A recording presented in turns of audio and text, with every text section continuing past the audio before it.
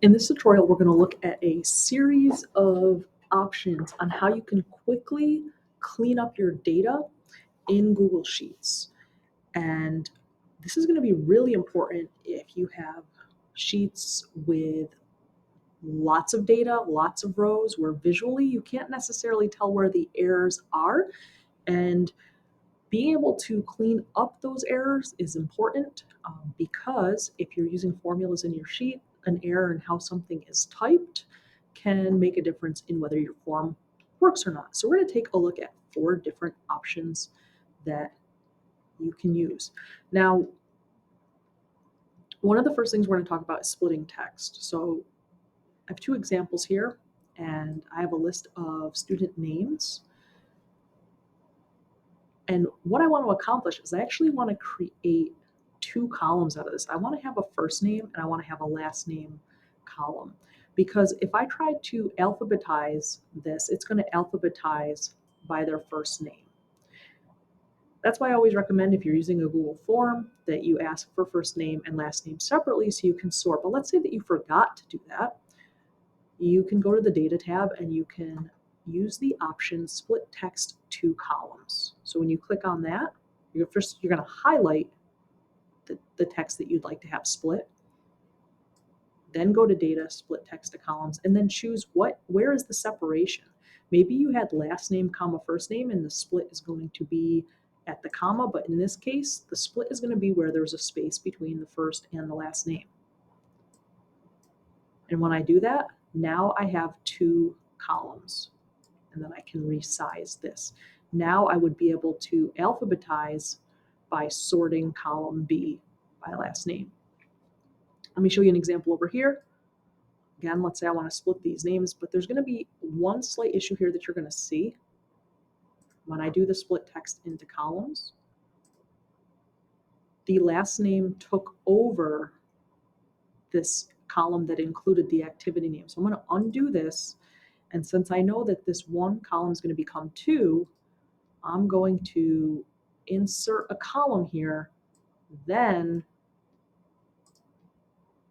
I can split the text into the columns and I'll get the same result. Right? Another data cleanup option that you have is to remove duplicates. So right now I've highlighted that I actually have 2 Bradley Wolfs here in this spreadsheet.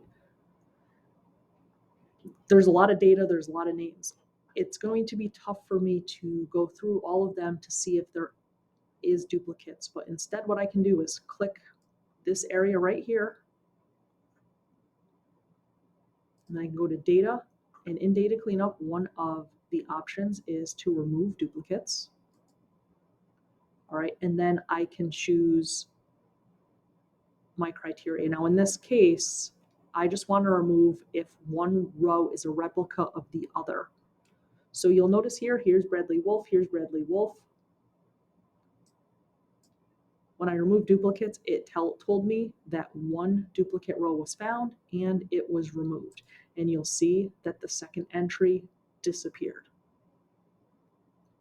Right, so that's going to save you a lot of time. So instead of you having to visually search and clear them out, that remove duplicates feature can do it for you.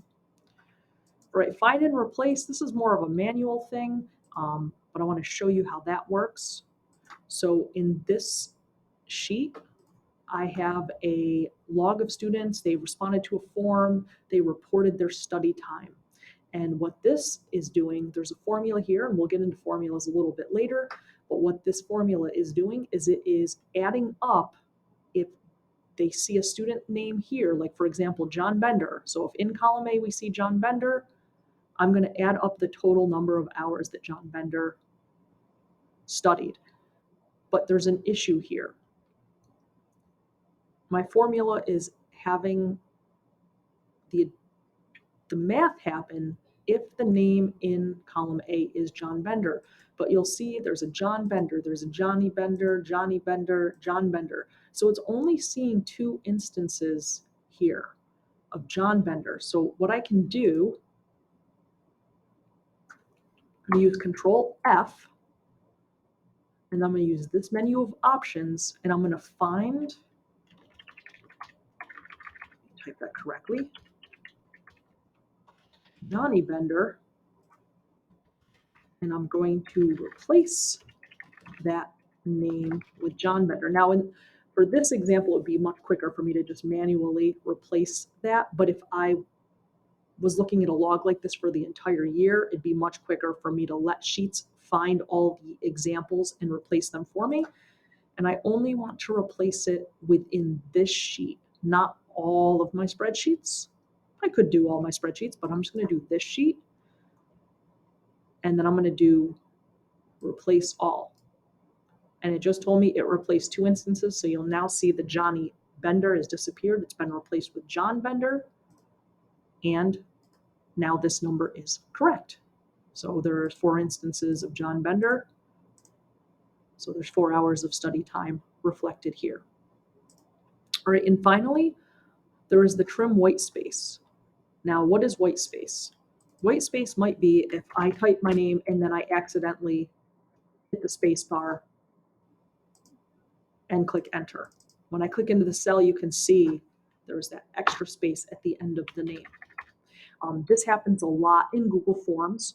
If you have students fill out a form and type their name, especially when they're using their phones, after they type their name, a space will appear after it, and this can really throw off your data. So you can see that these students, their information all tallied up. But John Bender, even though the formula is correct and it is searching for John Bender to add up these hours, okay, I see John Bender here, here, and here, it's not adding. And I have confirmed the formula is correct. So what's going on? In this case, when I click into the cell, I see that there's an extra space at the end of the name. Now, I could certainly click into the cell and use the backspace or the delete button to remove that space.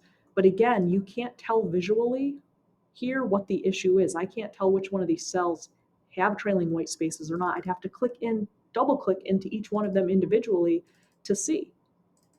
And again, as I have more data in my sheet, I don't have time to do that. So instead, what I'm going to do is I'm going to highlight all the cells, go to data cleanup, and I'm going to use the option trim white space. All right, and what you'll notice that'll happen, it's going to remove that trailing space in every cell. So it found 4 cells that had extra white space, and now you'll see that if I click into John Bender's cells, that white space has been removed, and now this is working. So if ever you have a formula that is not working, it's just really quick to just start off by going to data, data cleanup, and trim white space to make sure that there's not any trailing spaces in your data. So those are some quick ways to clean up your data. I hope this is helpful. Thanks for watching.